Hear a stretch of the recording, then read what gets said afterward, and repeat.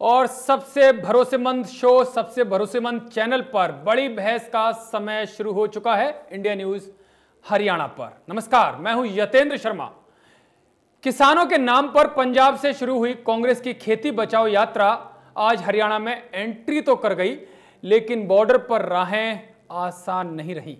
कुरुक्षेत्र के पिहोवा बॉर्डर पर पहुंचते ही कांग्रेस के काफिलों को रोक लिया गया। कांग्रेस कार्यकर्ताओं की करीब 20 मिनट तक पुलिस के साथ नोक-झोंक भी हुई।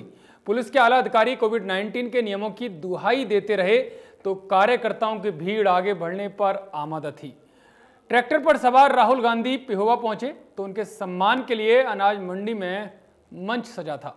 माइक संभालते ही राहुल गांधी मोदी सरकार पर जमकर बरसे। कृषि कानूनों के जरिए किसानों की जमीन छीनने का आरोप लगाया। राहुल गांधी ने कहा किसानों से धीरे धीरे जमीन छीन ली जाएगी और उसी जमीन पर बड़े बड़े मॉल और फ्लैट बना दिए जाएंगे। किसान ना तो उन मॉल में जा पाएंगे और ना ही वो फ्लैट खरीद पाएंगे। राहुल गांधी ने आरोप यह भी लगाया कि नोटबंदी, जीएसटी और अब इन कृषि कानूनों के जरिए रास्ता साफ करने की कोशिश की जा रही है। पहले राहुल गांधी का बयान हम आपको सुनाते हैं और उसके बाद बड़ी बहस में जो गेस्ट हमारे साथ जुड़ेंगे, जो राजनीतिक दलों के प्रवक्ता हमारे साथ जुड़ेंगे, उनके साथ हम चर्चा करेंगे। आपको लगता है कि कोरोना के समय किसान लड़ नहीं पाएगा? आपको लगता है कि किसान खड़ा नहीं हो पाएगा? मोदी जी, आप गलत सोचते हैं। ये हिंदुस्तान का किसान है, ये किसी से नहीं डरता, ये लड़ना जानता है, ये 1 इंच पीछे नहीं हटने वाला। प्रधानमंत्री के गलतफहमी है, वो सोचते हैं कि हिंदुस्तान का किसान खड़ा नहीं होगा, दब जाएगा। हिंदुस्तान के किसान को नहीं पहचानते। देखिए भाई और बहनों, ये जो सिस्टम है, एमएसपी का सिस्टम, प्रोक्योरमेंट का सिस्टम, मंडियों का सिस्टम, ये आपकी रक्षा के लिए बनाया गया है। हिंदुस्तान को भोजन की सिक्योरिटी देने के लिए बनाया गया है और इसमें अलग अलग ये चेन है, इसमें अलग अलग कड़ियां हैं। इसमें से आपने एक भी कड़ी तोड़ दी तो ये सिस्टम टूट जाएगा। नरेंद्र मोदी जी कहते हैं मंडियों की कोई जरूरत नहीं। मुझे आप बताइए, हिंदुस्तान में हजारों मंडी हैं, इन मंडियों में लाखों लोग काम करते हैं। किसान जाते हैं, मजदूर जाते हैं, लोडर्स होते हैं, छोटे व्यापारी होते हैं। अगर मंडी खत्म हो जाएगी तो ये लोग कहां जाएंगे? इनको रोजगार कौन देगा? अंबानी जी तो पूरा ऑटोमेट कर देंगे। लाखों लोग इस कानून से। राहुल गांधी को आपने सुना। चर्चा में आगे बढ़े उससे पहले हम आपको इनेलो नेता अभय चौटाला की प्रतिक्रिया भी सुना देते हैं। हम राहुल गांधी से एक बात पूछना चाहते हैं कि वह किसानों के साथ दोगला व्यवहार करेगा। हमारे यहाँ हरियाणा प्रदेश की जीवन रेखा एसवाईएल जो है वो आज पंजाब में कांग्रेस की सरकार है और वहां का जो मुख्यमंत्री है वो अपने पक्ष में ये बात कहता है कि हम एक बूंद पानी नहीं देंगे। तो राहुल गांधी उनको भी समझाए, बताए कि भाई हरियाणा का किसान जो है वो भी आज तुम्हारी लड़ाई में तुम्हारे साथ खड़ा है, तो उसको उसके हिस्सा का पानी देना चाहिए। अगर वो हमारे हिस्से का पानी की बात यहाँ करके कहेगा तो उसका स्वागत करेंगे, और अगर वो केवल राजनीति करेगा तो फिर मान करके चलो कांग्रेस किसान की हितैषी ना होकर के कहीं राजनीति कर। तो एक तरफ जहां राहुल गांधी बीजेपी सरकार पर निशाना साध रहे हैं, वहीं इनेलो नेता कांग्रेस पर निशाना साधते हुए दिखाई दे रहे हैं। आज जो इंडिया न्यूज हरियाणा में जो बड़ी बहस होगी उस पर हमारे सवाल रहेंगे कि राहुल गांधी ने जो आरोप बीजेपी सरकार पर लगाए हैं उनमें कितना दम है और कृषि कानून से कैसे छिनेगी किसानों की जमीन, जो राहुल गांधी आरोप लगा रहे हैं, और कोरोना के नियमों का पालन क्यों नहीं कर रहे, किसानों के हित में बात कर रहे हैं, लेकिन किसानों की जान के साथ खिलवाड़ भी अगर इस तरह की यात्रा निकाली जा रही है तो वो साफ तौर पर दिखाई देता है। तो कोरोना के नियमों का पालन क्यों नहीं, इन तमाम सवालों पर आज की हमारी बड़ी बहस होगी। जेजेपी की तरफ से अरविंद भारद्वाज जी हमारे साथ जुड़ गए हैं और वहीं कांग्रेस की तरफ से बाल मुकुंद शर्मा जी हमारे साथ हैं। आप दोनों का बहुत बहुत स्वागत है और भी दूसरे गेस्ट भी हमारे साथ जुड़ेंगे, हम उनसे भी बातचीत करेंगे। लेकिन सबसे पहले बाल मुकुंद जी मैं आपके पास चलता हूं। राहुल गांधी तो लगातार आरोप लगा रहे हैं, किसानों के हित की बात कर रहे हैं, लेकिन कोरोना का जो समय है वो भी आप देख रहे हैं और जिस तरह से संख्या लेकर वो इस यात्रा में चल रहे हैं, क्या उन्हें उनकी जान की परवाह नहीं है? देखिए, ये तो अगर सत्ता पक्ष से पूछ लिया जाए तो बहुत अच्छा रहता कि इस कोरोना काल में अध्यादेश लाने की जरूरत क्या थी, इस तरीके कानून बनाने की जरूरत क्या थी। तो वो कोरोना काल का इंतजार तो सरकार को करना चाहिए था ना जी। हम तो कोई यूं जाकर के दीवार में टक्कर मारी नहीं हमने, हमारा प्रजातंत्र में विपक्ष की जो महत्वपूर्ण भूमिका होनी चाहिए वो हमारी जिम्मेवारी बढ़ती है। हमने किसानों की आवाज बुलंद की है। आपकी भूमिका है बाल मुकुंद जी, लेकिन कोरोना काल में कुछ गाइडलाइनें हैं, आपको प्रदर्शन करने से किसी ने रोका नहीं, लेकिन जो गाइडलाइन होनी चाहिए उनको फॉलो तो करना चाहिए। तो अपने लेना सही, किसानों के लिए सही। मैं आपकी देखिए, मीडिया लोकतंत्र का चौथा स्तंभ है। आप कोई बात कहते हैं वो दूर तक जाती है। हमने प्रशासन से अनुमति ले रखी है, उस अनुमति में जो नियम और गाइडलाइन फॉलो करनी है वो हम कर रहे हैं। कोई सरकार ने हमारे को नोटिस दिया है क्या कि हमने फॉलो नहीं की? मैं उसी आज यात्रा के अंदर था, हरियाणा में जब यात्रा शुरू हुई यतेंद्र जी, तो मैं यात्रा के साथ साथ था और मैं क्योंकि मीडिया को भी देखता हूँ, आपके साथ जुड़ा रहा हूँ, प्रवक्ता हूँ पार्टी का, तो आपके सारे मीडिया चैनलों के लोग थे और सब हमारे साथ थे। तो आप उनसे पूछ सकते हो, पानी भी नहीं पी रहे थे बगैर हाथ से धोए या मास्क से, सैनिटाइजर से, सब लोग पार्टी ने वितरित कर रखा था। और पूरी लेकिन बाल मुकुंद जी, मैंने यात्रा देखी, आपकी यात्रा पंजाब से होकर हरियाणा में आई है। पंजाब में किस तरह से धज्जियां उड़ाई गई, उसको कोर्ट ने भी नोटिस लिया है।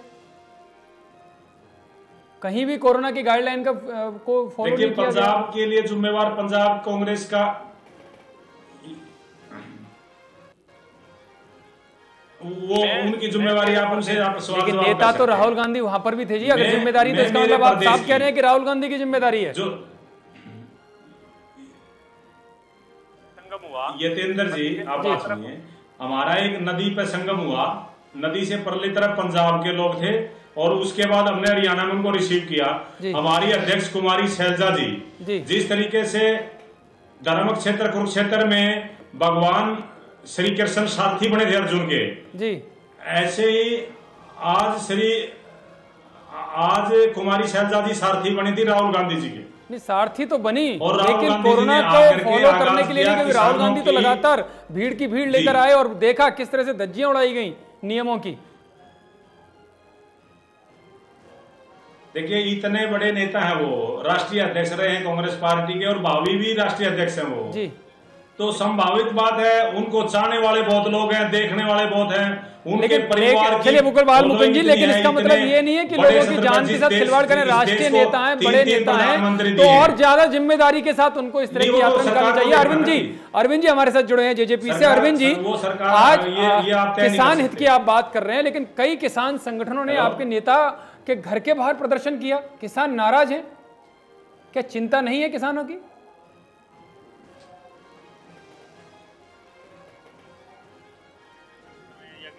संगठन के लोग, उनकी अपनी कोई वजह हो सकती है, परंतु हरियाणा प्रदेश के किसान इन बिलों के बिल्कुल भी खिलाफ नहीं है। आप ये देखिए, हमारे किसान आज मंडियों में थे, खेतों में थे, अपना काम कर रहे थे। ये लोग, कांग्रेस के लोग, झंडे लगाकर बढ़िया आलीशान जो ट्रैक्टर इन्होंने स्पेशली जो मॉडिफाइड करा के तैयार कराए, उन पर बैठ कर ये लोग घूम रहे थे। सबसे बड़ी बात एमएचए की गाइडलाइन है यतेंद्र जी की 100 से ज्यादा लोग किसी भी सार्वजनिक कार्यक्रम में इकट्ठे नहीं हो सकते। और एमएचए की गाइडलाइन सिर्फ हरियाणा के लिए नहीं है, वो पंजाब के लिए भी है। पंजाब में जिस तरह से इन्होंने माखौल उड़ाया एमएचए की गाइडलाइंस का, कोरोना का, उसी तरह ये लोग हरियाणा में भी करना चाहते थे, सिर्फ और सिर्फ अपनी राजनीतिक रोटियां सेकने के लिए। जब हमारे प्रशासन ने, पुलिस बल ने रोकने का प्रयास किया तो कांग्रेस के कार्यकर्ताओं ने गुंडागर्दी की और उल्टा पुलिस पर ही हमला करने की कोशिश की, पुलिस से टकराने की कोशिश की। पुलिस वालों पर जिस तरह से इन्होंने बल प्रयोग किया वो बड़ा निंदनीय है कि ऐसे समय में जहां इनकी सुरक्षा के लिए पुलिस तैनात थी, कोरोना से बचाने के लिए, ये लोग उल्टा पुलिस के ऊपर ही बल प्रयोग कर रहे थे। और इनके जो नेता हैं राहुल गांधी जी, वो मूक दर्शक बनकर उनको उकसा रहे थे। तो ये इससे ज्यादा शर्मनाक बात नहीं हो सकती कि अपनी राजनीतिक रोटियां सेकने के लिए आप तो क्या आपकी सरकार कार्रवाई करेगी, रिपोर्ट दर्ज कराएगी जब इतने कोरोना के नियम तोड़े गए, जो आप भी कह रहे हैं कि उनके कार्यकर्ता उकसा रहे थे, क्या संज्ञान लेंगे? बिल्कुल, गृह मंत्री जी ने तो पहले ही कहा था कि हम अलाउ नहीं कर सकते और अगर कोई कानून अपने हाथ में लेगा तो हम कानूनन जो भी कार्रवाई बनती है वो करेंगे। फिर सबसे बड़ी बात जो ये कहते हैं कृषि कानूनों, मैं अभी राहुल गांधी जी को सुन रहा था आपके चैनल पर, वो कह रहे थे कि मंडियों में जो काम करने वाले लोग हैं, आड़ती हैं या माल उठाने ढोने वाले मजदूर हैं या किसान हैं, वो सब बेरोजगार हो जाएंगे। साहब, उन तीनों बिलों में कहीं भी ये लिखा है कि हम मंडियां बंद करने जा रही है सरकार? कहीं नहीं लिखा। तो फिर ये क्यों मंडियों को बंद करने की बात करते हैं? या तो राहुल गांधी जी ने वो तीनों बिल पढ़े ही नहीं है, या पढ़ लिए हैं तो किसी ने उन्हें ट्रांसलेट गलत कर दिया है, उन्हें गलत समझा दिया गया है। तो ये राहुल गांधी जी नहीं समझ पा रहे हैं कृषि क्या है, कैसे की जाती है। इसीलिए वो एक आलीशान, एक लग्जरी मॉडिफाइड ट्रैक्टर के ऊपर बैठकर विचरण कर रहे हैं पंजाब से हरियाणा की ओर। और एक और सबसे बड़ी ताज्जुब की बात थी, कांग्रेसियों को, हरियाणा के कांग्रेसियों को एक और वो इशारा कर गए, भूपेंद्र सिंह हुड्डा और उनका जो गुलाबी गैंग जो है, उनको एक और संकेत दे गए कि पहले जिस तरह से अशोक तंवर को कमान सौंपी थी हरियाणा की, उसी तरह से वो आज ट्रैक्टर की जो सीट है, ड्राइविंग सीट पर शैलजा जी। ठीक है अरविंद जी, मैं आपके पास आऊंगा। दो प्रवक्ता, दो नेता भी हमारे साथ इस पैनल में जुड़ गए हैं। प्रवीण अत्रे साहब बीजेपी से जुड़े हैं, वहीं इनेलो की तरफ से प्रवक्ता हैं ओंकार सिंह जी, वो भी हमारे से जुड़ गए हैं। आप दोनों का बहुत बहुत स्वागत है। अत्रे साहब, पहले तो सरकार कह रही थी कि राहुल गांधी को घुसने नहीं देंगे, लेकिन क्या इतना प्रेशर आ गया कि अनुमति भी दे दी और यात्रा भी निकली?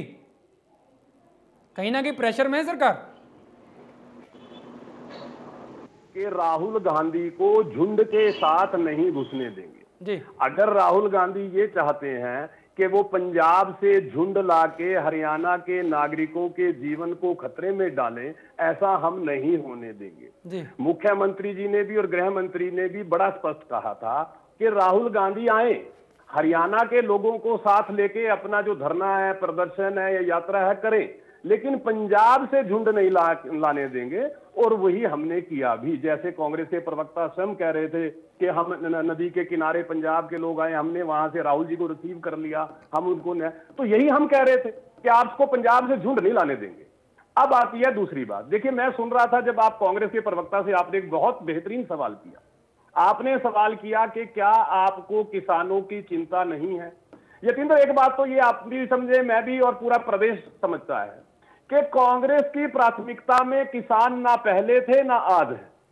कांग्रेस की प्राथमिकता के अंदर खुद का कार्यकर्ता भी नहीं है। जिस तरह से कोरोना काल में अपने कार्यकर्ता को भी संकट में आज कांग्रेस ने डाला, क्योंकि आज की यात्रा में किसान नहीं थे, कांग्रेस के कार्यकर्ता थे। और आप जानते हैं बाल मुकुंद जी भी उस यात्रा में रहे हैं, यानी कि बाल मुकुंद जी कार्यकर्ता के तौर पर गए थे, किसान के नाते नहीं। स्वाभाविक है, बाल मुकुंद जी प्रवक्ता है, कार्यकर्ता है कांग्रेस के। देखिए यतीन्द्र, कांग्रेस लंबे समय तक देश पे सत्ता करने का दंभ भरती है। अगर किसान कांग्रेस की प्राथमिकता में होते तो क्या जो कानून, जो योजनाएं माननीय मोदी जी ने किसानों के लिए बनाई, चाहे किसानों को पेंशन देने की बात हो, चाहे 6,000 रुपए खाते में जमा करने की बात हो, चाहे किसान की पेमेंट उसकी डायरेक्ट खाते में जाने की बात हो, तो ये योजना तो कांग्रेस ला सकती थी। लेकिन कांग्रेस की प्राथमिकता किसान नहीं है। कांग्रेस ने हमेशा किसान के नाम पे राजनीति की, किसान को बरगला के अपनी राजनीतिक रोटियां सेकने की कोशिश आज भी कर रही है। और यही कारण है कि कांग्रेस लगभग लुप्त प्राय होती जा रही है।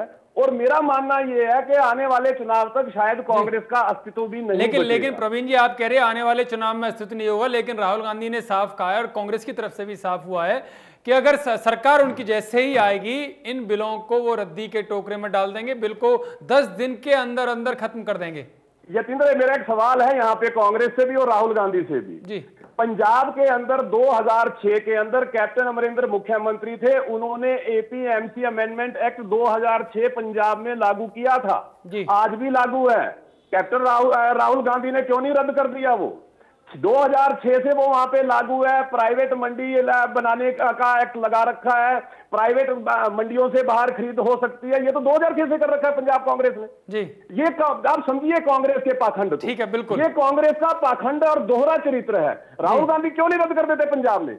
देखिए, राहुल गांधी से सवाल ये पूछना है कि आप 2019 में जब घोषणा पत्र जारी करते हो, जो सुधार हमने किए हैं, इन सुधारों का आप वायदा करते हो 2019 के घोषणा पत्र में। ठीक है, अत्रे साहब, मैं आऊंगा आपके पास। ओंकार जी भी जुड़े हुए हैं, ओंकार सिंह जी से मैं बात कर लेता हूं। ओंकार सिंह जी, क्या ये सच में जो अत्रे साहब कह रहे हैं कि कांग्रेस का दोहरा चरित्र है, वो कहते कुछ और हैं, बाद में करते कुछ और हैं, खुद वादे करते हैं और फिर उसके बाद पलट जाते हैं, और इसी तरह से पंजाब की मंडियों की बात अत्रे साहब ने कही है, और आपके खुद के नेता चौटाला साहब, अभय सिंह चौटाला भी कह रहे हैं कि कांग्रेस हरियाणा के किसानों की बात कर रही है, तो जो SYL पानी है वो निशाना साधते हुए नजर आ रहे हैं कि वहां कांग्रेस की सरकार है, उसका क्या होगा? यानी कि बीजेपी को छोड़कर कांग्रेस पर ही निशाना साध रहे हैं आपके नेता। जी जितेंद्र जी, मैं कहना चाहूंगा, मेरे भाई परवीन अत्रे जी बोल रहे हैं कांग्रेस का दोहरा चरित्र है, इनका अपना चरित्र कितना है ये तो पूछिए इनसे। ये बीजेपी के नेता 2013 में, 2012 में, 2014 में जब ये सत्ता में नहीं थे, आधे नंगे होके इनके जो इस वक्त प्रदेश अध्यक्ष हैं ओम प्रकाश धनखड़ जी और पुराने प्रदेश अध्यक्ष सुभाष बराला जी, ये आधे नंगे होके प्रदर्शन कर रहे थे। स्वामीनाथन की रिपोर्ट पहली कलम से लगाएंगे और किसान विरोधी बिल इन्हीं को कह रहे थे, और इनकी माननीय नेता जो विपक्ष सेंटर में वो कह रही थी कि आड़ती और किसान का रिश्ता चोली दामन का रिश्ता एटीएम है। उस टाइम तो इन बिलों का विरोध कर रहे थे। और सबसे बड़ी बात, आज कोरोना की महामारी ने, मेरे सारे भाई कह रहे हैं कि कोरोना से जनता को बचाना है, बीजेपी वाले भी उछल के बोल रहे हैं बचाना है। इनके जब मंत्री यहाँ अनिल विज जी अंबाला में कोई प्रोग्राम करते हैं, वहां इनकी लिमिट नहीं होती। भारत में रूल ऑफ लॉ है, भारत में कोई राजतंत्र नहीं है, जवाब ले लीजिएगा सबके लिए। और दूसरा, मैं इनसे एक क्वेश्चन जरूर पूछना चाहूंगा, भी ऐसी क्या मुसीबत, ऐसी क्या आपातकालीन की स्थिति आ गई कि कोरोना काल में जब पूरा देश क्या पूरा वर्ल्ड अपने घरों में घुसा हुआ है, तुम्हें ऐसी क्या मुसीबत खड़ी होगी कि राष्ट्रपति के अध्यादेश पारित करने पड़ गए? राष्ट्रपति का अध्यादेश सिर्फ तभी पारित किया जाता है जब संसद सत्र में ना हो या फिर देश में आपातकालीन स्थिति हो। ये जो कोरोना के दौरान इन्होंने, इनके दिमाग में ये था कि किसान कोरोना की आड़ में आंदोलन नहीं करेगा, लेकिन किसान को अपने हक का मालूम है। और सबसे बड़ी बात मैं कहना चाहता हूँ, ये कहते हैं कि किसान के हक में है ये बिल, इनकी बात हम मानते हैं, लेकिन जिस व्यक्ति के हक में आप बिल पास कर रहे हो, किसान के हक में बिल पास कर रहे हो, किसान कहता है कि मेरे हक में नहीं है, तो ये जबरदस्ती उसको फायदा क्यों देना? लेकिन ये तो कह रहे हैं कि किसान है ही नहीं सड़कों पर, ये कह रहे हैं कि राजनीतिक कार्यकर्ता सड़कों पर नजर आ रहे हैं। मैं जवाब ले लीजिएगा भाई साहब का एक बार। इन तीनों बिलों पे कोई और दूसरी बात नहीं होगी, किसी भी पॉइंट पे मेरे से बहस करो, अगर आप मान जाओ, अगर मैं मान जाऊंगा कि आप ठीक हो तो आप जो को मैं मानूंगा। ये तीनों के तीनों बिल किसान का डेथ वारंट है। बहस की बात बिल्कुल, प्रवीण जी काफी देर से आपका जवाब देने की प्रतीक्षा भी कर रहे हैं। जी प्रवीण जी, ठीक है, एक मेरी बात सुनिए, एक लास्ट मेरी, ठीक है, आपकी बात मैंने काफी देर सुनी, मैंने आपको बीच में टोका भी नहीं। आप अपने सवालों का जवाब ले लीजिए, उसके बाद मैं आप ही के पास आऊंगा। ठीक है, ले लीजिए, आप जवाब ले लीजिए, 2 मिनट रुकिए। देखिए यतीन्द्र, मैं हालांकि इंडियन नेशनल लोक दल को चर्चा का विषय नहीं मानता, क्योंकि जिस राजनीतिक दल का अपना ही अस्तित्व खतरे में हो तो उसको चर्चा में समय बर्बाद करना होता है, उस पर टिप्पणी करना। लेकिन प्रवक्ता ने कुछ सवाल किए हैं तो जवाब देना बनता है। प्रवक्ता ने कहा कि साहब हमारे वर्तमान अध्यक्ष और पूर्व अध्यक्ष ने स्वामीनाथन आयोग की रिपोर्ट को लागू करवाने के लिए नंगे बदन प्रदर्शन किया था। बिल्कुल सही कहा इन्होंने। यतीन्द्र, अगर मैं कुछ बोलूंगा तो विपक्षी कह सकते हैं कि साहब प्रवीण अत्रे झूठ बोल रहा है। हो सकता है कि मीडिया के नाम पे आपके ऊपर भी आरोप लगा दें, लेकिन क्या डॉक्टर स्वामीनाथन अगर खुद ये बात कहें ट्वीट करके कि वर्तमान सरकार ने मेरी सिफारिशों को लागू करने के अंदर प्राथमिकता दिखाई, नंबर 1, लगभग सभी सिफारिशों को धरातल पे उतारा, नंबर 2, ये डॉक्टर स्वामीनाथन की ट्वीट है, मैं नहीं कह रहा हूं, वो खुद ये बात मानते हैं। और दूसरी बात, अब इनको चुप करवाइए, बीच में ना बोले। अब मैं इनका दोगला चेहरा दिखाता हूं आपको इंडियन नेशनल लोक दल का। हालांकि इंडियन नेशनल लोकदल ने एक एतराज और किया कि साहब आप कोरोना काल में ये अध्यादेश क्यों ले आए। देखिए, इनको एक चीज समझ नहीं होगी, अगर किसान को मजबूत करना है, सशक्त करना है, किसान को ताकत देनी है, तो किसान के हक में कानून बनाने पड़ेंगे, जो हमने किए। बाकायदा लोकसभा में, राज्यसभा में इसके ऊपर चर्चा करने के लिए पटल पे रखता। हालांकि इंडियन नेशनल लोकदल नहीं जान सकती, क्योंकि इनके पास ना राज्यसभा में एमपी है ना लोकसभा में, इनकी समस्या है। दूसरी बात ये कहते हैं, देखिए सरदार प्रकाश सिंह बादल के बारे में इंडियन नेशनल लोकदल के नेता लगातार एक बात बोलते हैं कि साहब सबसे बड़े किसान नेता हैं, सबसे बड़े किसान नेता हैं। मैं भी उनका सम्मान करता हूं। इनको यही नहीं पता 2013 में सरदार प्रकाश सिंह बादल ने खुद मुख्यमंत्री रहते हुए पंजाब के अंदर कॉन्ट्रैक्ट फार्मिंग एक्ट 2013 लागू किया था। इनसे पूछिए, अगर वो सही था तो हम जो सुधार कर रहे हैं वो गलत कैसे हो सकते हैं? अगर वही सुधार हम राष्ट्रीय स्तर पे कर रहे हैं, अगर वो गलत है तो पंजाब प्रकाश सिंह बादल की आलोचना कीजिए कि उन्होंने गलत किया था। बिल्कुल, ये सवाल तो बाल मुकुंद जी से भी बनता है। बाल मुकुंद जी, सरकार आपकी है, पंजाब में आपकी पार्टी की है, अगर ये रूल इतने ही किसान विरोधी हैं तो पंजाब में क्यों नहीं कैप्टन साहब ने खत्म किया?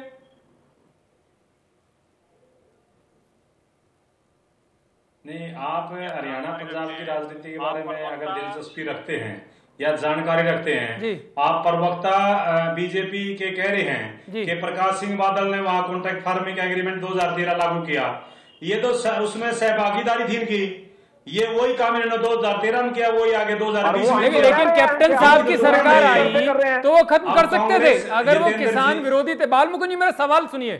सवाल ये है, चलिए बादल साहब लेकर आए, सरकार अब किसकी है? मैं सुन रहा हूं आपका सवाल। राहुल गांधी जी ने भी कहा कि अगर उनकी केंद्र में सरकार आती है 10 दिन के अंदर बंद कर देंगे, लेकिन पंजाब में भी तो राज्य सरकार कर सकती थी। कितने दिन हो गए राज्य सरकार को वहां पर? पार्टी आपकी है। देखिए, हमारा मैं ये बताना चाहता हूं आपको, हम मेरी पार्टी है, मेरी पार्टी राष्ट्रीय परिप्रेक्ष्य में फैसले लेती है जी। कोई भी फैसला हो, चाहे वो छोटे पंजाब के किसान अलग होंगे, राष्ट्रीय सदर का हो, पंजाब का मामला अलग होगा, रहेगा। आपकी पार्टी पंजाब के किसानों के बारे में नहीं सोचेगी।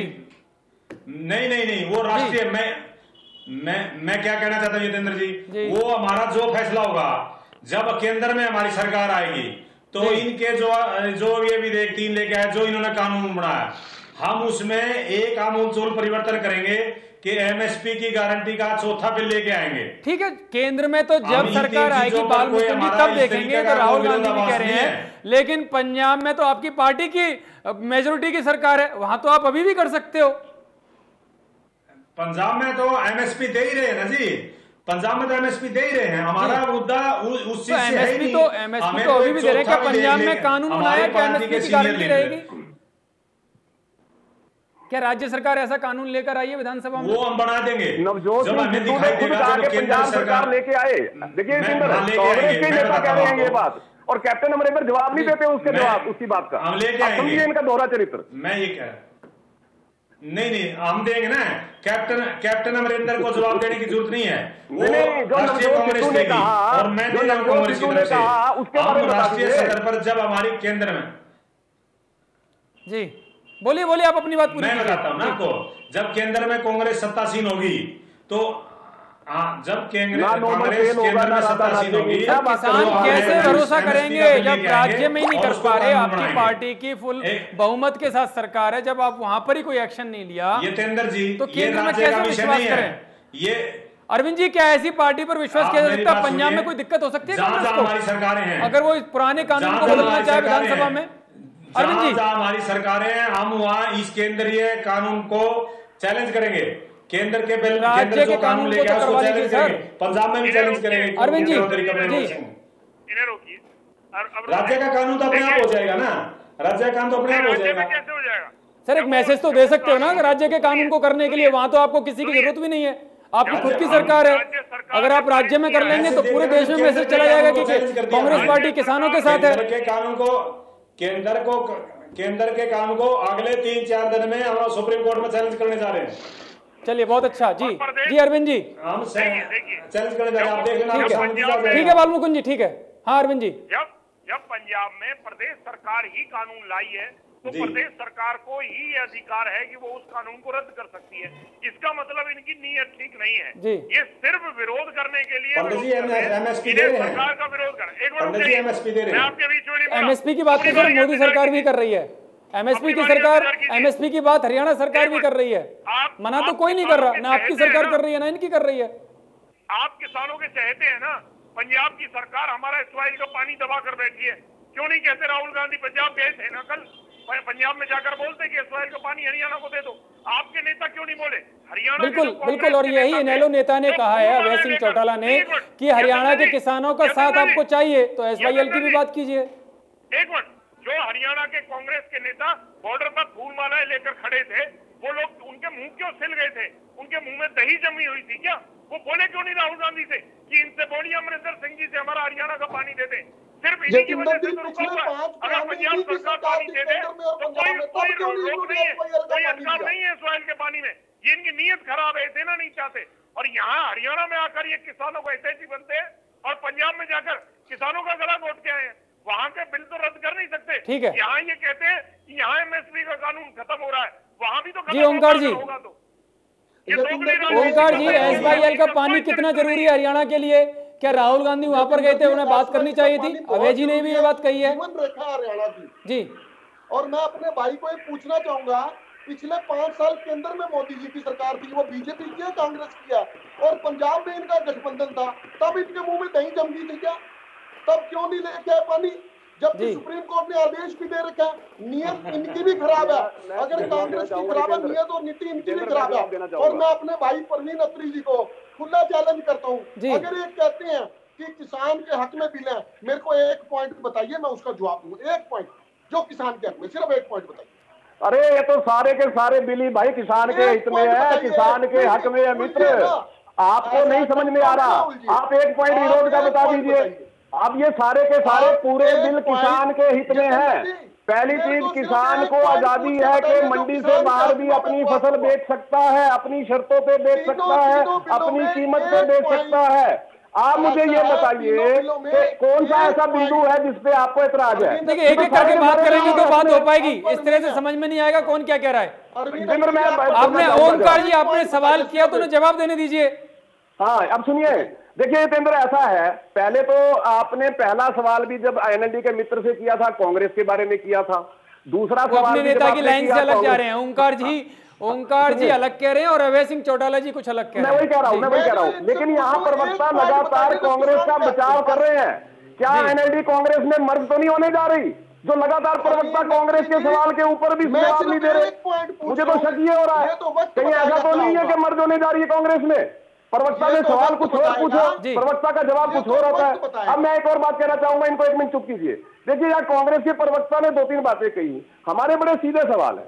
हम राहुल जी से भी ये उम्मीद कर रहे थे कि जब राहुल जी हरियाणा में आएंगे, पहले तो वो रॉबर्ट वाड्रा जी को साथ लाएंगे। एक मिनट प्रवीण जी, मैं आपके पास आऊंगा। ओंकार जी, क्या सवाल है आपका? ठीक है, एक लाइन में पूछिए। एक पॉइंट, ये कहते तीनों बिल किसान के हक में है, मेरे को एक पॉइंट का जवाब दे, मैं उसका जवाब दूंगा कि कौन सा पॉइंट किसान के हक में, मैं उसका जवाब। यार मेरे को ठीक है, देखिए, अब बताइए प्रवीण जी। अब ठीक है ओंकार जी, ओंकार जी सुन लिया आपका।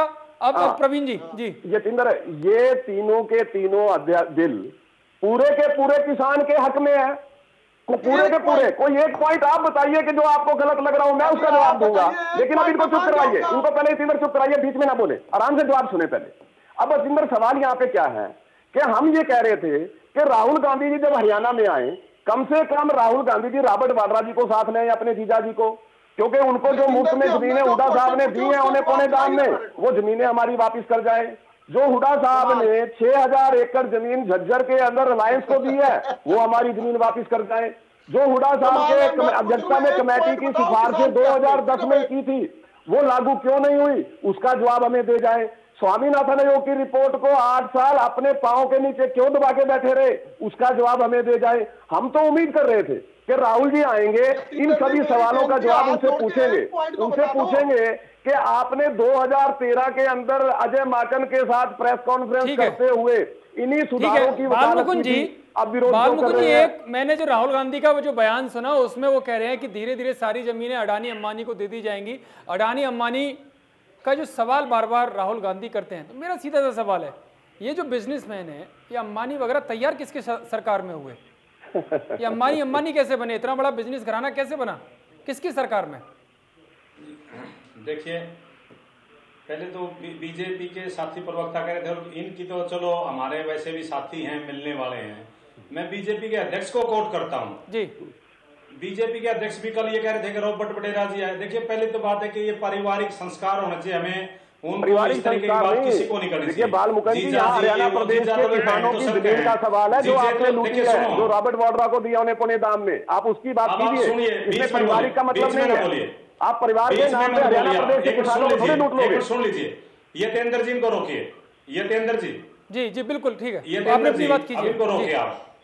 देखिए, जो धनखड़ जी, मैं पहले ही मैंने प्रवक्ता महोदय को, अत्री जी को इसलिए अलग कर दिया था क्योंकि मेरे इनसे पारिवारिक ताल्लुकात है, इसीलिए मैंने अध्यक्ष जी को कोट किया था।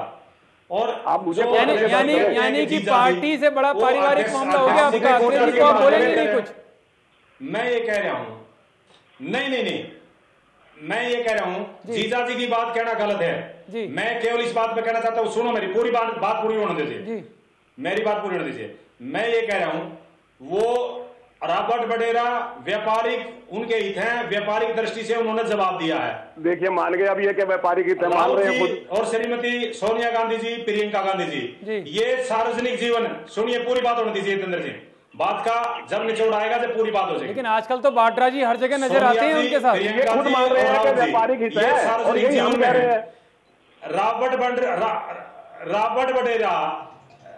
वडेरा आज तक पंचायत मेंबर नहीं रहा, रॉबर्ट वडेरा कोई पंचायत का मेंबर भी नहीं रहा, तो वो सार्वजनिक जीवन में कैसे हो गए?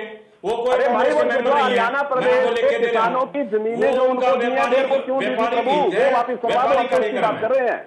और जो आपने झज्जर में 6,000 एकड़ जमीन हम उसकी बात कर रहे हैं, वो वापिस कोई खरी नहीं ली।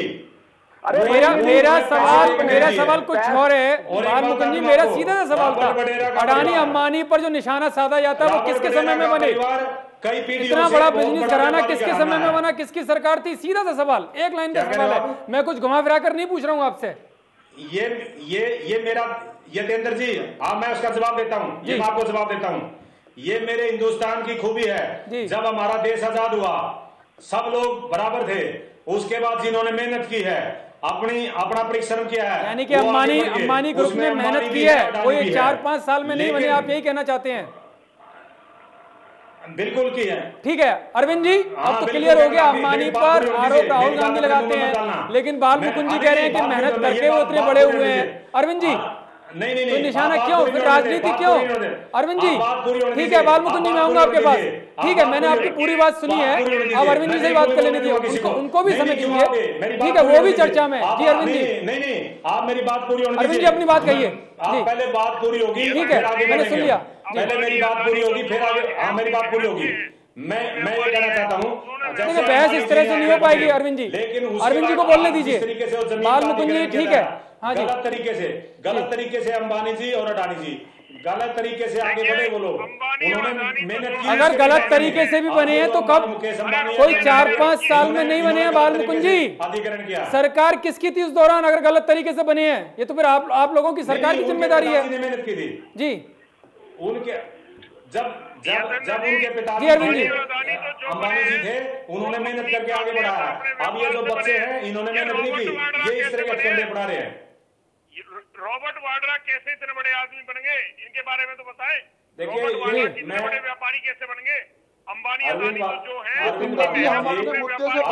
अरविंद भारद्वाज जी, आप भी एक संस्कारित परिवार से आते हैं। चलिए, मुझे लगता है किसानों का मुद्दा है तो किसानों के मुद्दे पर ही बात कर लेते हैं। जी ठीक है, बिल्कुल ठीक है, मैं ओंकार जी के पास जा रहा हूँ। ओंकार जी के पास सवाल बहुत है। ओंकार जी इतना बता दीजिए कि जो 3 बिल जो आए हैं, आपको उसमें सबसे ज्यादा ऐतराज किस पॉइंट्स पर है? सबसे ज्यादा ऐसा कि तीनों के तीनों बिल में मैं तो खुला चैलेंज कर रहा हूँ, मेरे को एक पॉइंट बता दो, मैं उसका जवाब दूंगा। आप मुझे आप सवाल कीजिए ना, आप सवाल कीजिए, मैं जवाब लूंगा। ये जवाब के लिए बैठे हैं यहाँ पर, दोनों सहयोगी दल यहाँ पर हैं। आप ये बताइए कि प्रॉब्लम किससे है? किसानों का जो नुकसान होगा, कौन सा पॉइंट ऐसा है जो सबसे ज्यादा नुकसान करेगा? चुप कराइए, मैं बताता हूँ जी। इन्होंने आवश्यक वस्तु अधिनियम 1956 में परिवर्तन करके खाद्यान्न, तिल, दालें, अन्न और चावल वगैरह को भंडारण लिमिट से आजाद कर दिया। ठीक है, उसका फायदा किसको मिलेगा मेरे को ये बता दीजिए पहला। ठीक है जी अत्रे जी, ठीक है, मैं आऊंगा दूसरे सवाल पर। अत्रे जी जरा इसका जवाब। देखिए, भंडारण की जो सीमा हटाई है, क्या लगता है कि उससे जो बड़े ग्रुप जो बार बार अडानी अंबानी का नाम लिया जा रहा है, ये अपना बड़ा बड़ा भंडारण के लिए जो कोल्ड स्टोर है या कैसे भी स्टोरेज वो बनाएंगे, सारा भंडारण ये अपने यहाँ ले जाएंगे? देखिए ऐसा है, वही मैं बता रहा हूँ जितेंद्र, अब यहाँ पे हो क्या रहा है, हम बात कर रहे हैं किसान के हितों की। अगर हम एसेंशियल कमोडिटी एक्ट जिसके ऊपर ओंकार जी ऐतराज कर रहे हैं, अगर हम उसकी बात करते हैं तो किसान को तो उससे कोई नुकसान नहीं है, पहली बात। दूसरी बात, इनको शायद समझा दूं और ये समझ जाए तो अच्छी बात है। देखिए, जब हमारे यहाँ सरकारी खरीद होती है ना एमएसपी पे, और ये सभी राजनीतिक दल जानते हैं, सरकार जो एमएसपी पे खरीद करती है वो पीडीएस सिस्टम के अंदर गरीबों को जो मुफ्त अनाज दिया जाता है उसके लिए सरकारी खरीद होती है। पूरे देश के अंदर लगभग 280 करोड़ क्विंटल उत्पादन होता है खाद्यान्न का, जिसमें से लगभग 78 करोड़ क्विंटल। अरे सुनिए, अब चुप हो जाइए बीच में से, इनको समझ, अरे अब आपको समझा रहा हूं, समझ जाएंगे, जवाब तो समझ लीजिए पूरा, अब समझ लीजिए, अब समझ लीजिए जरा। उसमें से 78 करोड़ क्विंटल के करीब धान और चावल सरकार, गेहूं और धान जो है सरकार खरीदती है। अब यहाँ पे समझने वाली बात यह है, इस जो जिसके ऊपर ऐतराज कर रहे हैं, सबसे पहले तो लिमिट हटाई नहीं, सरकार ने केवल ये उसके अंदर अमेंडमेंट किया कि अगर मान लीजिए वेजिटेबल्स के रेट 20 रुपए केजी से 40 रुपए केजी हो गए तो जो उसके ऊपर बंदिशें हैं वो दोबारा सरकार की लग जाएंगी। नंबर एक, जो दालें और तिलहन वगैरह है, अगर उसके दाम 40 रुपए मान लीजिए बाजार में और वो 60 रुपए हो गया तो उसके ऊपर भी बंदिशें एडिटिव लग जाएंगी। दूसरी और सबसे महत्वपूर्ण, जब एमएसपी के ऊपर खरीद खत्म हो जाती है, मंडी से सरकारी खरीद हो जाती है, बाजरा का उदाहरण देता हूं, जल्दी समझ में आएगा ओंकार जी के। हरियाणा सरकार बाजरे की खरीद करती है एमएसपी पे, लेकिन ना तो राजस्थान की सरकार करती है ना पंजाब की सरकार करती है। हरियाणा सरकार जो बाजरा एमएसपी पे खरीदती है वो हरियाणा सरकार के पास उसको कंज्यूम करने का कोई जरिया नहीं है, किसान से एमएसपी पे खरीद लेते हैं। जब खरीद खत्म हो जाती है, सरकार उस बाजरे को सस्ते में दोबारा मार्केट में बेच देती है। एमएसपी पे इसलिए खरीदती है कि किसानों को फायदा हो, नुकसान ना हो। जब वो मार्केट में बिकता है, एमएसपी पे खरीद जब खत्म हो जाती है, मंडियों में दाम कम हो जाते हैं। अब आप सोचिए यतींद्र जी, अगर बाजरे के दाम मंडियों में कम हो गए और बाहर जिस तरह की ये जो कह रहे हैं कि साहब इसकी कंडीशन से ऐसा हो जाएगा, उसकी कंडीशन से ऐसा हो जाएगा, और जो राजस्थान का किसान है, पंजाब का किसान है या हरियाणा किसान के पास कोई बाजरा है और वो बाजरा आके मंडी में बेचना चाहता है, उसकी स्थिति क्या होगी? सबसे महत्वपूर्ण। दूसरा, ये कहते हैं कि साहब आपने एसेंशियल कमोडिटी से बंदिश हटा दी, साहब किसान को क्या नुकसान है उसका मुझे ये समझा दीजिए। किसान को क्या फर्क है उससे? ठीक है, किसान को क्या फर्क है? अगर उसके ऊपर बंदिश है, अगर सब्जी जो वेजिटेबल्स हैं उनके दाम अगर डबल होते हैं, बंदिशें लग जाएंगी, कानून में लिखा है। दाल और तिलहन अगर उसकी कीमत में 1.5 गुना वृद्धि हो गई तो बंदिशें लग जाएंगी, ये कानून में लिखा है। और सबसे बड़ी बात, अगर इंफ्रास्ट्रक्चर तैयार नहीं होगा, अगर निवेश नहीं आएगा, अगर फूड प्रोसेसर पैसा नहीं लगाएंगे तो किसान के अनाज की भंडारण की समस्या जो आज भी खड़ी है वो लगातार बनी रहेगी। ठीक है, देश के बालमुकुंद जी, आरोप तो कई सारे हैं, लेकिन एक सवाल और है कि जो 2 दिन की यात्रा थी राहुल गांधी की हरियाणा में, वो 1 दिन को क्यों कर दी?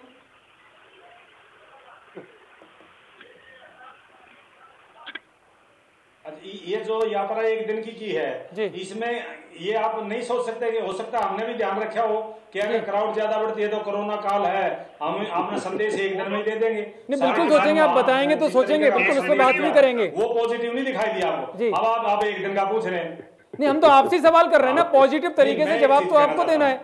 देखिए 2 चीजों पे यतेंद्र जी, मुझे मैं ये कह रहा हूँ, मैं आप जो सवाल पूछ रहे हैं ना, मैं ये कहता हूँ अभी हम किसानों पे थे और किसानों पे तीनों प्रवक्ताओं से पूछा, और इसमें जो सबसे महत्वपूर्ण थी कांग्रेस का अंग, आप उनको लेके यात्रा पे, मैं कहना चाहता हूँ ये प्रवीण अत्रे जी हैं, इनसे बहस करने का ये फायदा है कि इनको जानकारी है चीजों की, ये सत्य है, ये पढ़ के आते हैं। मैं ये कहता हूँ ये यानी कि अत्रे जी जो बोल रहे हैं वो सही है। डिबेट पे ये एमएसपी इस देश में कौन लेके आया? मेरे 2 क्वेश्चन नहीं, ये आंकड़े ठीक है इनके, लेकिन इन्होंने जो असली बात थी वो नहीं बताई। जो असली बात तो असली बात आप बता दीजिए। 78 करोड़ जी क्विंटल की खरीद है जी, ये हाँ, दो चीज है इस देश में।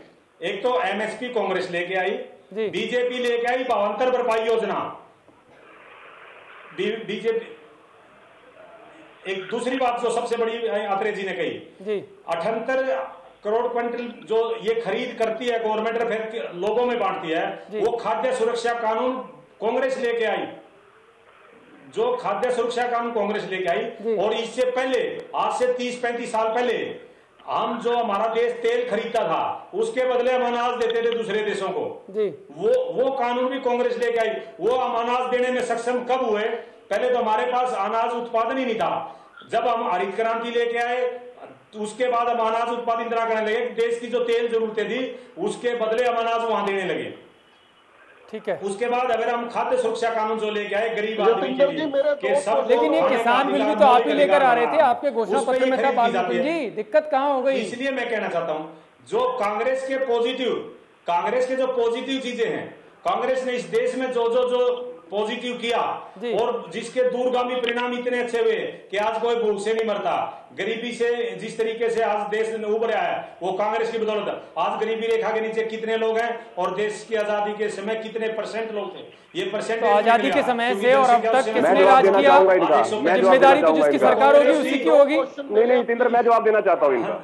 जो विकास कांग्रेस में के टाइम में कृषि के क्षेत्र में हुआ, गरीबी हटाओ का नारा किसने दिया? लेकिन क्या गरीबी हटी? काबिल तारीफ है, इसकी सबको प्रशंसा करने से। वो गरीबी हमने हटाई, गरीबी हमने, यानी कि आप मान रहे हैं कि आपकी सरकार में गरीबी हट गई? नेताओं की इनकी 6 साल में कितने? मैं जवाब देना चाहूंगा। 2 मिनट दीजिए जी ओंकार जी, ठीक है, ठीक है। ओंकार जी काफी समय से अपने सवाल पूछना चाह रहे हैं जी। अंतर्राष्ट्रीय सदर पर जाते हैं, कोई राष्ट्रीय सदर पर कहा नहीं है कि किस देश में गरीबी। ठीक है बालमुकुंद जी, ठीक है। हाँ ओंकार जी, अंतर्राष्ट्रीय आंकड़े हैं, राष्ट्रीय सदर पर दूसरों को भी बोलने का मौका दीजिए बालमुकुंद जी। जी जतिंदर जी, दूसरा अधिनियम है कृषि उत्पाद वाणिज्य संवर्धन के बाद हमारे पास 7 साल का शासन है, इनके बाद 6 साल का। व्यापार की व्यवस्था बनाई, बहुत अच्छी बात है। ये चल तो रहे अमेरिका, कनाडा और ब्रिटेन के रास्ते में। एक बाजार और एक देश की व्यवस्था से किसान को फायदा होगा या नुकसान? किसान की अपनी ढाई, आज इंडिया के अंदर अगर हम एवरेज होल्डिंग देखें, एक किसान के पास एवरेज जमीन तो 3 एकड़ से भी कम है, और वहीं अगर अमेरिका की देखें तो 443 एकड़ जमीन है एक किसान के पास। तो ये एक देश एक बाजार की व्यवस्था लागू करके किसान को क्या फायदा पहुंचाना चाहते हैं? क्या किसान अपनी फसल, क्या हरियाणा वाला किसान अपनी फसल महाराष्ट्र में बेचेगा जाके? क्या हरियाणा वाला किसान अपनी फसल कनाडा में बेचेगा जाके? ये सारे के सारे बिल सिर्फ और सिर्फ। लेकिन ओंकार जी मुझे एक चीज बताइए जो इस बिल में समझने से आती है, अगर कहीं आपको पैसा ज्यादा मिल रहा है किसी फसल को बेचने से, तो आप कम में बेचना चाहेंगे क्या? जतिंदर जी, मैं वही बताना चाहता हूँ, ये जरा मुझे बताइए। खरीदने वाला एक बेचने वाला, मेरी बात सुन लीजिए, एक खरीदने वाला एक बेचने वाला, इन दोनों में जो भी ताकतवर होता है वो दूसरे पक्ष को झुका लेता है। जतिंदर, मैं जवाब देना चाहूंगा। ऐसे कैसे हो सकता है ओंकार जी? मैं जवाब देना ओंकार जी, अगर आपको आपकी फसल का सही रेट नहीं मिल रहा तो मंडी तो ओपन है, आप वहां जाकर बेचिए, वहां एमएसपी पर मिलेगा आपको। कोई जबरदस्ती तो ले नहीं लेगा, ये लोकतंत्र है। कोई गुंडागर्दी तो होगी नहीं कि जबरदस्ती किसानों से ले लिया जाएगा। मैं जवाब देना चाहता हूँ जितेंद्र इनका। पुलिंग, जब हरियाणा के अंदर एक ही खरीदार आएगा तो पुलिंग कर लेंगे ना आपस में, तो मंडी तो रहेगी ना। अगर एक खरीदार भी आएगा तो मंडी तो रहेगी ना। और केवल किसान नहीं, ऐसे तो दूसरे अगर फील्ड में जाइए, दूसरे सेक्टर में जाइए, वहां की मार्केट भी इसी तरह की है। वहां तो ऐसा नहीं हुआ कि एक ही बिजनेसमैन ने कब्जा कर लिया हो। देखिए जितेंद्र, मैं कुछ कहना चाहता हूँ। मैं आऊंगा प्रवीण जी आपके पास। जी, इनका कंफ्यूजन दूर करना जरूरी है। कंफ्यूजन अरविंद जी से मैं बात कर लेता हूँ पहले, क्योंकि वो भी काफी देर से बैठे हैं। जी। अरविंद जी, क्या जो ये शक पैदा कर रहे हैं, जो संदेह पैदा कर रहे हैं ओंकार जी, क्या इस तरह से होगा? क्योंकि अगर बाकी के सेक्टर को देखें तो वहां तो इस तरह का है नहीं, वहां तो कई सारे बिजनेसमैन अभी भी हैं कि कंपटीशन होता है तो ज्यादा गुणवत्ता आती है। देखिए यतेंद्र जी, कांग्रेस और ये जो लोग विपक्ष के लोग हैं, ये सिर्फ भ्रम फैलाना चाहते हैं। कांग्रेस की वो सरकारें रही हैं, हमने वो समय भी इस देश में देखा है जब सीमेंट हमें ब्लैक में मिला करता था, जब गैस के सिलेंडर के लिए लोग सिफारिशें लगाया करते थे। इस देश ने वो समय भी देखा है जब टेलीफोन लैंडलाइन कनेक्शन के लिए सिफारिशें लगती थी और ब्लैक में पैसा दिया करते थे लोग, जब जाकर वो टेलीफोन कनेक्शन मिला करते थे। तो ये किस डेवलपमेंट की, किस तरक्की की बात करती है कांग्रेस? इन्होंने दिया क्या इस देश को? आज अगर ये बात करते हैं कि एक अकेला, तो कांग्रेस वाले तो कह रहे हैं कि गरीबी हटा दी उन्होंने, इतनी सारी योजना वो लेकर आए। क्या आप ये लगाइए, इस देश पर सबसे ज्यादा कांग्रेस ने राज किया, क्या इनके प्रवक्ता आज कह देंगे गरीबी हट गई? अगर आज भी ये कहते हैं किसान गरीब है, किसान पीड़ित है, तो इन्हें तो शर्म आनी चाहिए। इन्होंने सबसे ज्यादा लंबे समय तक 58 साल राज किया कांग्रेस ने, और आज भी अगर ये कहते हैं कि किसान पीड़ित है, किसान गरीब है, तो डूब के मरना चाहिए कांग्रेस को। इस देश पर सबसे लंबा राज इनकी सरकारों ने किया है। देखिए, सच्चाई ये है, इस व्यवस्था में जो ये कह रहे हैं कि एक व्यापारी आएगा, वो मनमर्जी से रेट तय करेगा, किसान को दबा देगा, मजबूत होगा किसान, ये सब बेकार की बातें हैं। किसानों में भ्रम फैलाना चाहते हैं। ओपन मार्केट होने से कंपटीशन बढ़ता है, और कंपटीशन बढ़ने से किसान को फायदा होगा, उसकी जो फसल है उसके रेट ज्यादा मिलेंगे। और सुन लीजिए, अगर मार्केट में, बाहर मार्केट में रेट अच्छा नहीं मिलेगा, तो किसान मंडी में जाकर सरकारी खरीद पर, अब एमएसपी पर अपनी फसल दे सकता है। इस प्रोविजन को, इस रास्ते को कोई खत्म नहीं करने जा रहा है। ये बात इन्हें पता है, परंतु फिर भी ये जानबूझकर भ्रम की स्थिति देश में फैलाना चाहते हैं। इनकी नीयत खराब है।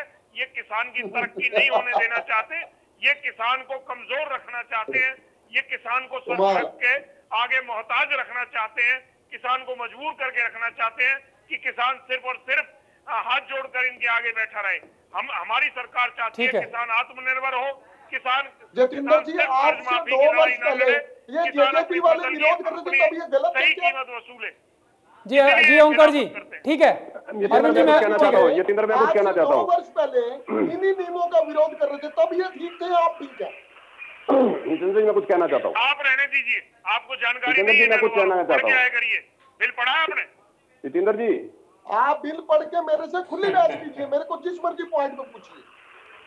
किस बार पूछे? आप अपना एक कोई पॉइंट बता नहीं पाए। तीसरा बिल है आपका, सुनिए, तीसरा क्वेश्चन भी ले लीजिए। पहले एक का तो जवाब दे, इसको दूसरे का मैं तीसरा क्वेश्चन ले लेता हूँ, फिर अत्रे साहब के पास आऊंगा। ठीक है, जल्दी, समय कम है। ओंकार जी, तीसरा क्वेश्चन है इनका, तीसरा अधिनियम है मूल्य आश्वासन पर किसान समझौता और कृषि सेवा अधिनियम। उसमें स्पष्ट वर्णन है कि जब किसान और उद्योगपति में कोई विवाद हो जाएगा, तो विवाद पहले एसडीएम के पास जाएगा, 30 दिन में सोल्व करेगा, और 30 दिन के बाद डीसी सोल्व करेगा, जिसकी कमेटी बनेगी। अगर उसके विवाद में भी किसान को कोई सहमति नहीं मिलती, तो अदालती कार्रवाई पे रोक लगा दी इन्होंने। नहीं, अदालती कार्रवाई पे तो कोई रोक नहीं है। जी अत्रे जी, जरा क्लियर कर दीजिए। ठीक है, ये तो अच्छा है ना कि अदालत में जाने से पहले अगर लोकल लेवल पर अधिकारी ओंकार जी, ये किस तरह का सवाल? जी देखिए, ऐसा है, ये भी कंफ्यूजन दूर कीजिए। रुकिए, देखिए, इन्होंने 3 सवाल किए थे, पहले का मैं जवाब दे चुका हूँ, बाकी 2 का देता हूँ। देखिए, जो दूसरा सवाल था इनका, पहले तीसरे वाले का दे दीजिए, क्योंकि अत्रे जी हमारे पास समय कम है। 1 मिनट बाकी है केवल। यतिंदर भाई, केवल 1 मिनट बाकी है। आप तीसरे सवाल का जवाब दीजिए। 2 मिनट रोकोगे तो मैं 1 मिनट में खत्म कर दूंगा। जी देखिए, ऐसा है, सबसे पहली बात तो ये है, इनको समझना चाहिए, 1 नेशन 1 मार्केट के अंदर कंपटीशन बढ़ेगा, ज्यादा खरीदार आएंगे, एक खरीदार नहीं होगा। पूरे देश में खरीदारों की संख्या कितनी होती है सोचना चाहिए इनको खुद, झूठ बोलने से पहले। दूसरी बात, देखिए, जब ये एसडीएम की बात करते हैं, किसान की मांग लगातार ये रही है कि हम कानूनी पचड़े में नहीं पड़ना चाहते। कोर्टों के अंदर 2-2 साल तो तारीख नहीं मिलती केस की, 10-10 साल फैसले नहीं होते, बिल्कुल ठीक है, जानते हैं। और ठीक है, चलिए, के पास जाएंगे, वहां किसान प्रतिनिधि भी होगा, व्यापारी प्रतिनिधि भी होगा। जब किसान का खुद का प्रतिनिधि वहां पे मौजूद होगा, आप समझ सकते हैं किसान के हित कितने सुरक्षित होंगे।